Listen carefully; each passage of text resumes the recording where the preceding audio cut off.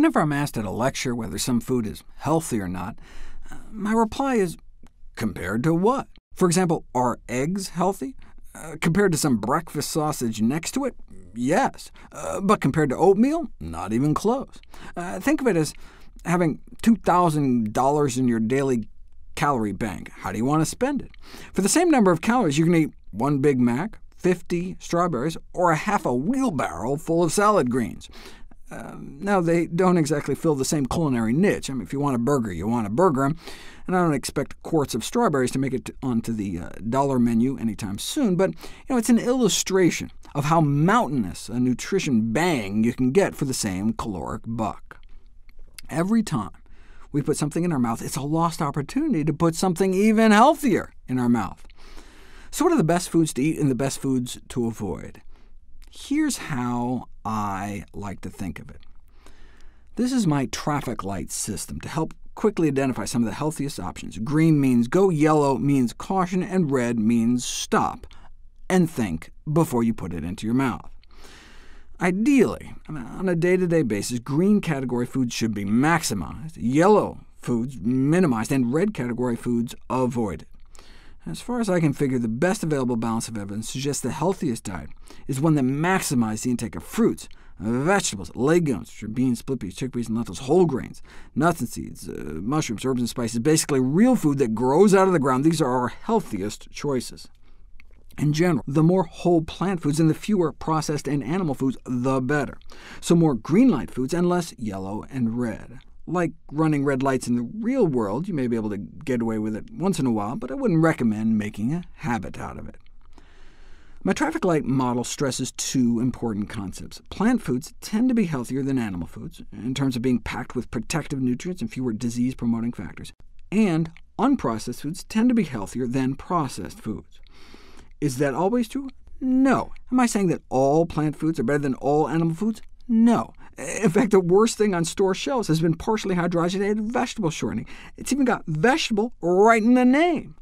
Even some unprocessed plants, such as blue-green algae, can be toxic. Anyone who's ever had a bad case of poison ivy knows plants don't always like to be messed with.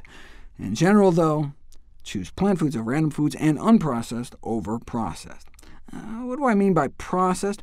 The classic example is the milling of grains from whole wheat, for example, to white flour.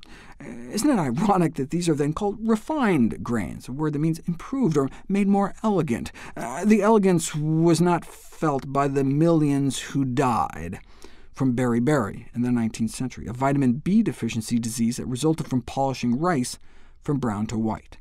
White rice is now enriched with vitamins to compensate for the refinement.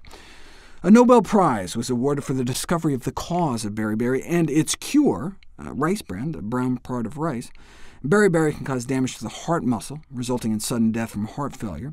Surely such a thing could never happen in modern times. I mean, an epidemic of heart disease that could be prevented and cured with a change in diet? Check out my videos on heart disease. Sometimes, though, processing can make foods healthier. For example, tomato appears to be the one common juice that may actually be healthier than the whole fruit. The processing of tomato products boosts the availability of the antioxidant red pigment by as much as 5-fold.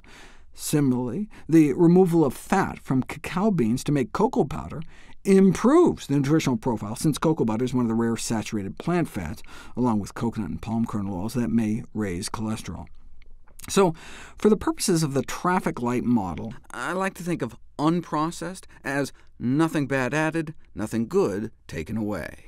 So in the above example, tomato juice could be thought of as relatively unprocessed, since even much of the fiber is retained, unless salt is added, which would make it a processed food in my book, and bump it out of the green zone.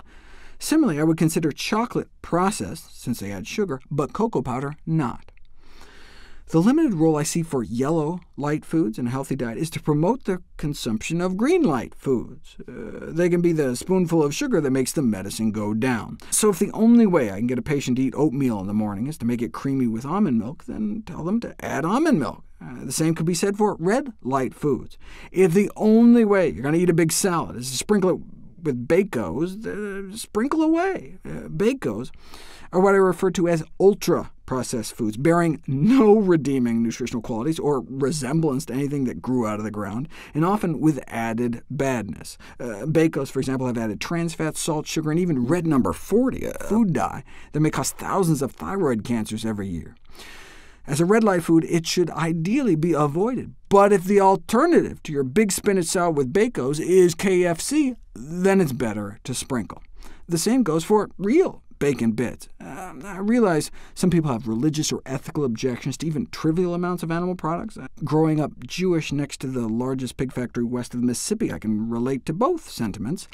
But from a human health standpoint, when it comes to animal products and processed foods, it's the overall diet that matters. For example, without hot sauce, my intake of dark green leafy vegetables would plummet. Yeah, I could try making my own from scratch, but for the time being, the green ends justify the red means.